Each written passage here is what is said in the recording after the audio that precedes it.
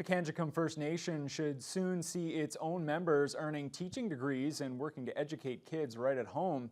The First Nation will host the Queen's University community-based Indigenous teacher education program.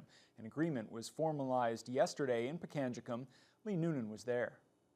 Pikangikum will be the first First Nation in the Northwest and the first remote community to host Queen's University's innovative teacher education degree. The MOU was signed during the community's high school graduation ceremony. Queen's Associate Dean of Teacher Education, Peter Chin, says the program is a game changer. You can't be what you can't see. So the moment we can put First Nations, regional teachers in front of people, that's my cousin, then they can say, I can do it. And that's what changes things, right?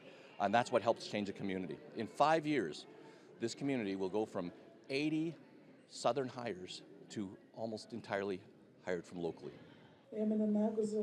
Pikangikum has a very high level of Anishinaabemowin fluency, and for Chief Shirley Keeper, having the capacity to bring the language into the classroom is key. We can have our children listen to their teacher in both languages, and they can have a better understanding, better concepts, instead of having to listen to English all the time. Indigenous students are eligible to enter the program right out of high school. The hope is to recruit 15 to 20 students for the first term, starting this May. Oh, I'm so really excited. If we, I can't imagine how many of our students will be enrolled in that program. Students will graduate as fully accredited elementary teachers with a Bachelor's of Education from Queen's.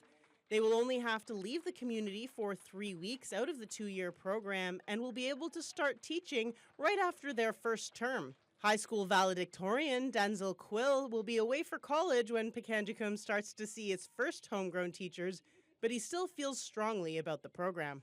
Deep down, to me, I think it just means a lot, like a lot, if we had Aboriginal teachers here.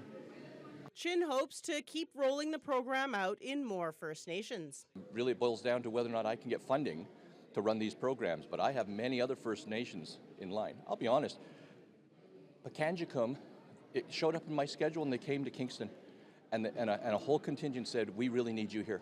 Applications open this September, and Dr. Chin says Pikangikum could see its first teachers working here in the school in September of 2024. Lee Noonan, TBT News.